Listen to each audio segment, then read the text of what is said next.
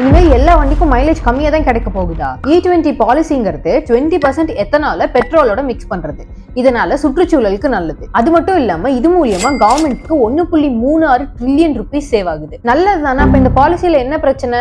இந்த ரெண்டை தவிர எல்லாமே பிரச்சனை தான். Modi government GST, demonetisation, E20 இந்த மாதிரியான பெரிய பாலிசிஸ் கொண்டு வரும்போது சாதாரண மக்கள் பத்தி யோசிக்கிறாங்களானே தெரியல. இந்த E20 பெட்ரோல் யூஸ் பண்றதுனால உங்களுக்கு மைலேஜ் குறையும்.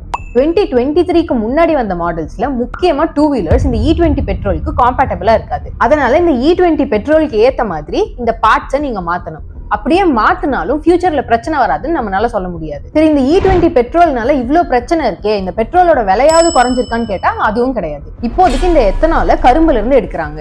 இதனால சில விவசாயிகள் பயனடைஞ்சாலும் இந்த கரும்புக்கு நிறைய தண்ணி வேணுங்கிறதுனால நிலத்தடி நீர் குறையுது. அதே மாதிரி சோளத்தை எக்ஸ்போர்ட் பண்ணிட்டு இருந்த நம்ம இந்த எத்தனாலுக்காக சோளத்தை இம்போர்ட் பண்ண ஆரம்பிச்சாச்சு. ஒரு பிரச்சனையை தீர்க்கறதுக்கு புது பிரச்சனைகளை கிளப்புற மாதிரி இருக்கு. நம்ம இன்னும் இந்த E20ல இருந்தே ரெக்கவர் ஆகல, அதுக்குள்ள கவர்மெண்ட் E30 பத்தி பேச ஆரம்பிச்சிட்டாங்க.